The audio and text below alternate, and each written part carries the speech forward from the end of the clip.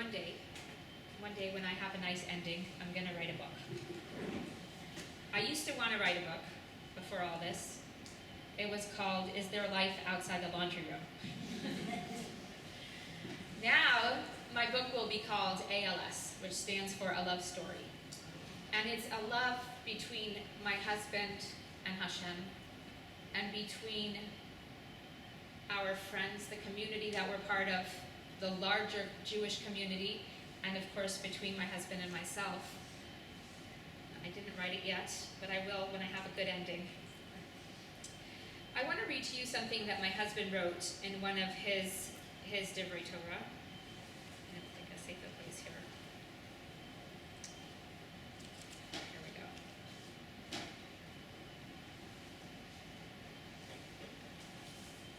Sorry.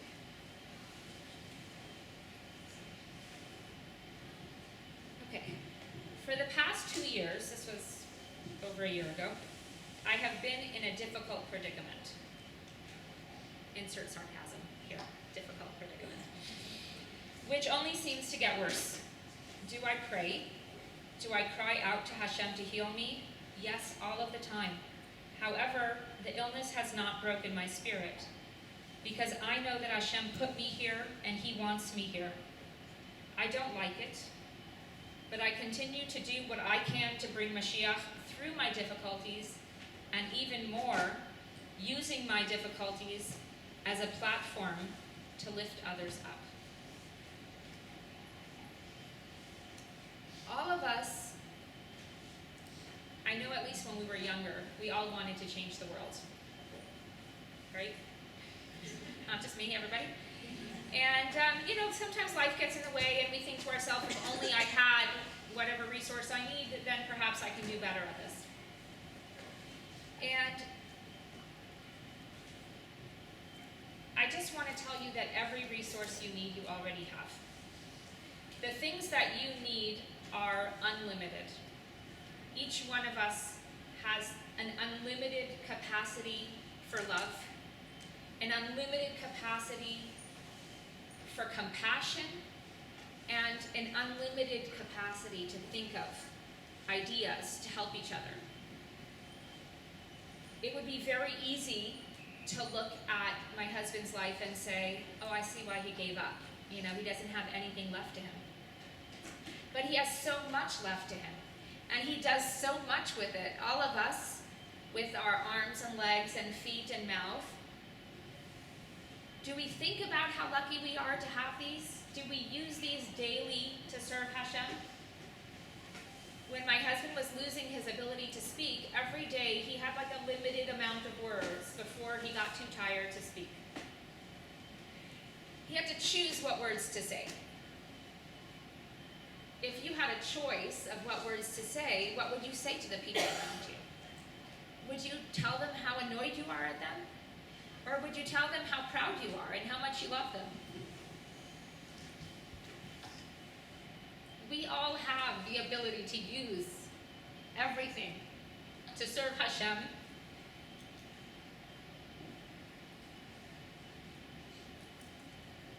To make the people around us happier. By nature, I'm not a happy person. My husband is a happy person, and he always told me, Dina, you need to just decide to be happy. And I would laugh at him. That's like deciding to lose weight and then not doing anything about it. It doesn't work. And I didn't think he understood, because he was born that way, so he doesn't understand a person who has a hard time being happy. When he got sick, I had to make some choices. We have this amount of time left, according to the doctor, which thankfully we're long past. And what kind of time is it going to be? How are my kids going to remember this time? Is it going to be time where I hid in my closet and cried? Because I'd like to do that. Or is it time, can I make this a happy time for them? Can I make my husband proud? It's sad that it took that to get me to realize that you could be happy. It's not easy. It's like driving through the rain, and you think that you have it under control until you come to a red light, and you like breathe and realize everything is tense and this is really hard work for you. But it's a constant effort. And I think when you come to our house, what you see is a happy house with a lot of teenagers, but a happy house.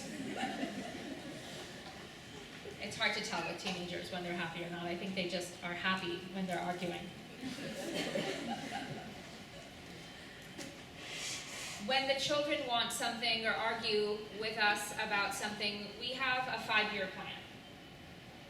Is it going to make a difference in 5 years? If it's something that has to do with their chinuch, there's no compromising. But a lot of the things that kids want and we tend to say no to, is it really going to make a difference in 5 years if I would have said yes? And if it doesn't, be happy. Let them be happy. My kids are by no means spoiled, and they have not hijacked the house. That's not what that means. But we forget with our rules and everything in the order that we like that these are human beings that we're raising. Human beings that for most of us have challenges. And we need to do as much as we can to give them a happy life. My daughter is 19, my oldest. She was here for the year in seminary in Yerushalayim. And she went to spend the first month of camp in Sweden, where she became very close to somebody, another counselor there. My daughter never cries.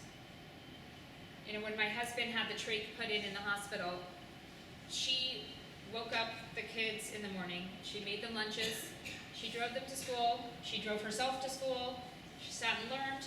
On her lunch break, she ran to the hospital so I can run home and take a shower, and then she went back to school with a smile on her face. She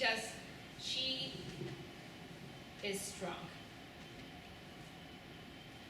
She called me up the day after I got here, sobbing. Her friend's father died. It amazes me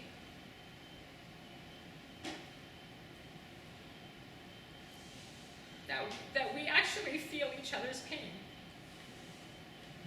I don't know if anybody has experienced, like, when your friend breaks a foot, you don't really feel their pain. But emotional pain is different. You can cry for somebody, and you could be happy for somebody. I think there was just a miraculous story about a young woman who was in a coma, and a bunch of women got together to daven, and in the middle of their davening, she woke up after weeks. The excitement and joy that we can experience for each other.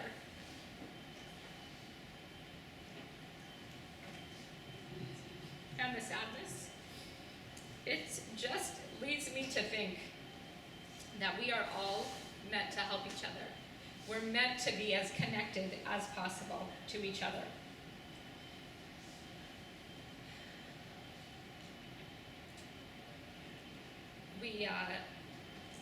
I'm here with my 12-year-old daughter. It's her first time in Israel.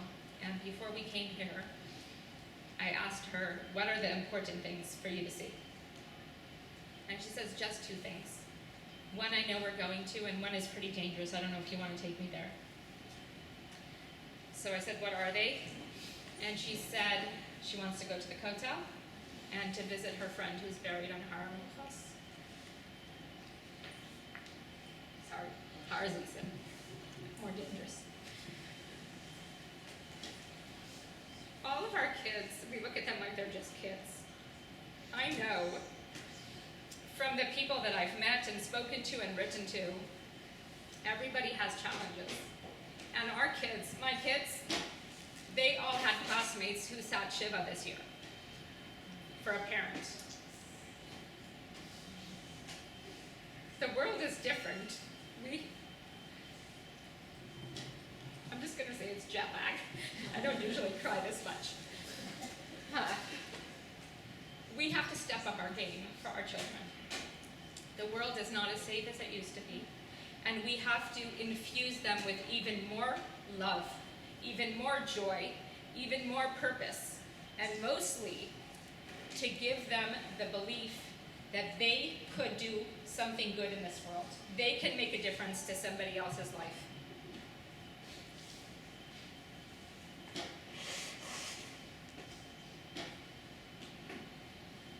I'm just going to end off with a story that I think is so beautiful.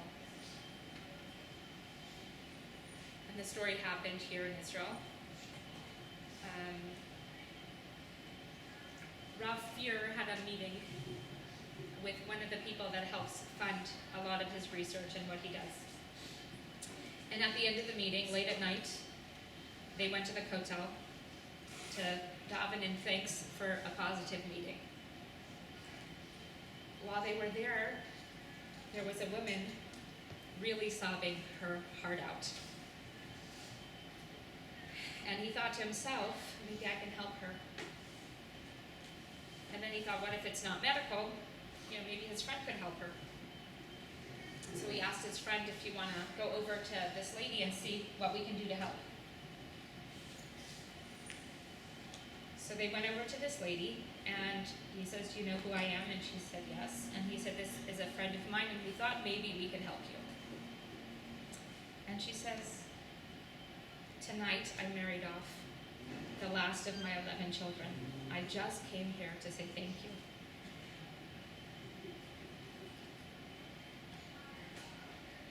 I bless you all that the tears you cry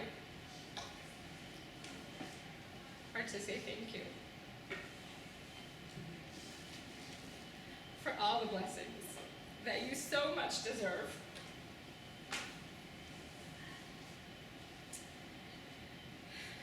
And that you can be good to each other and good friends and help out people who need help. But it's hard. I'm standing up here. My number one phobia is public speaking. Because I'm afraid I might cry. When my friends told me this difference between pain and suffering, I realized that I could help people by getting up here and crying in front of them and by sharing my story, but it's not easy.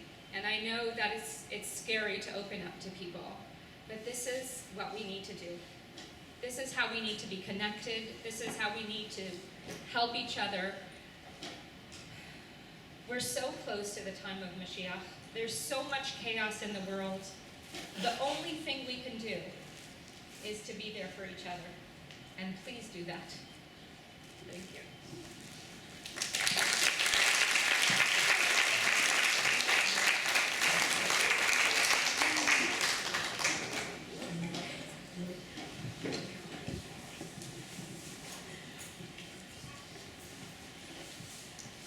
Thank you. If you're going to cry in public, the trick is to have a tissue. I didn't think I would cry. In the video that most of us have seen, Shine a Little Light, Yitzi had created that song and sung it on one of his kids' phones.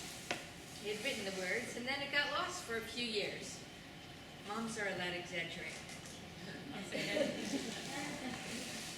And it was when Dina was going through a hard time years ago, maybe finances, I don't know.